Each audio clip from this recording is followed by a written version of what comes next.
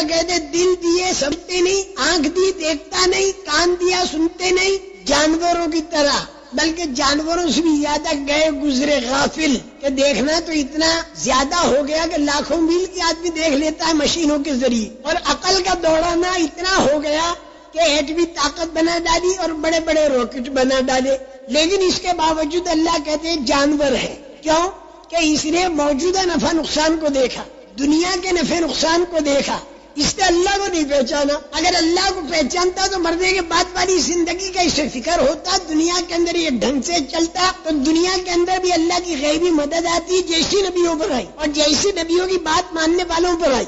باوجود ہے کہ ساری فضا مخالف تھی، لیکن مخالف فضا میں اللہ پاک حق کی تربیت فرماتے، اور حق کی تربیت جب مخالف فضا میں ہو جاتی ہے اور حق وجود میں آ جاتا ہے تو پھر اللہ کی غیبی مدد آتی ہے، اور باطل جو ہے اللہ اس کی رسی کو ذرا ڈھیلی چھوڑ دیتے ہیں، باطل کی رسی کو اللہ ڈھیلی چھوڑ دیتے ہیں تاکہ خوب پھدکے، لیکن آخر میں اللہ پاک ایک جھٹکا لگا دیتے ہیں اور ان کے سارے دعوے ختم ہو جاتے ہیں۔ تو اللہ پاک یہ فرماتے ہیں باوجود ہے کہ اتنا دیکھا، اتنا سنا، اتنا سمجھا، لیکن اللہ اسے جانور کہتے ہیں۔ اصل انسان وہ ہے کہ جو گہری نگاہ سے دیکھ کر اللہ کو پہچانے، اللہ کے غیبی نظام کو سمجھے۔ رسول کریم صلی اللہ علیہ وسلم جو خبریں دیتے ہیں یہ خبریں بالکل پکی خبریں ہیں، چاہے دکھائی دیوے نہ دیوے۔ اس ایمان اور یقین کے ساتھ جو دنیا کے اندر آدمی زندگی بسر کرے گا کہ ہر مقام پر وہ یہ دیکھے گا کہ اس میں اللہ کی کیا خبر ہے اور رسول کریم صلی اللہ علیہ وسلم کی کیا خبر ہے، اس کو سامنے رکھ کر پھر آدمی چلے، صرف دنیا کو سامنے رکھ کر قدم کو نہ بڑھاوے۔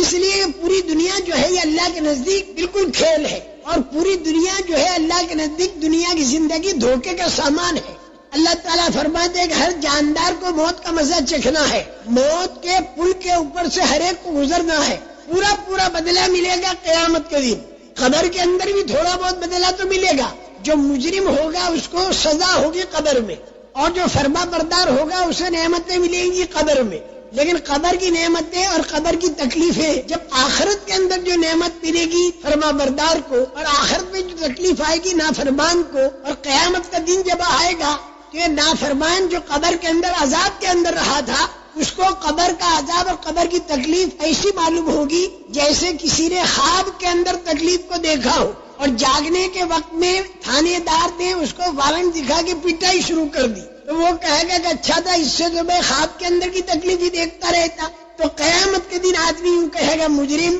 ارے کون ہے جس نے ہم کو سونے کی جگہ سے جگا دیا اور اٹھا دیا، حالانکہ قبر کے اندر کیا سونے کی جگہ تھی، وہاں پر تو 70 اژدہے لگے تھے، اور ایک ایک اژدہا اتنا زہریلا تھا کہ زمین پر پھنکار مار دے تو 40 سال تک گھاس دانے کا اگنا بند ہو جائے، اور فرشتوں کی پٹائیاں تھی، اور آگ جلا رہی تھی، زمین دبا رہی تھی، اور یہ چیخ رہا تھا۔ لیکن قیامت کے دن کی تکلیف جو ہوگی وہ اس سے بھی زیادہ اتنی ہوگی کہ قبر کی تکلیف کو وہ یوں سمجھے گا جیسے خواب کی تکلیف۔ یہ وہ چیز ہے جس کا رحمان نے وعدہ کیا تھا۔ آپ کو تعجب ہے، رحمان اور پھر اتنا بڑا عذاب قیامت کے دن، اتنی بڑی سزا جو آنے والی تھی، رحمان کا یہ رحم تھا کہ دنیا کے اندر تیرے کو خبر دے دی تاکہ تو اس کی تیاری کر اس سے بچنے کی۔ یہ اس رحمان کی رحمت ہے کہ دنیا کے اندر تیرے کو خبر دے دی۔ سب سے پہلی بنیادی چیز جو ہے وہ اللہ رسول کے وعدوں کے اوپر یقین کا کرنا، ایمان کی طاقت کا حاصل کرنا،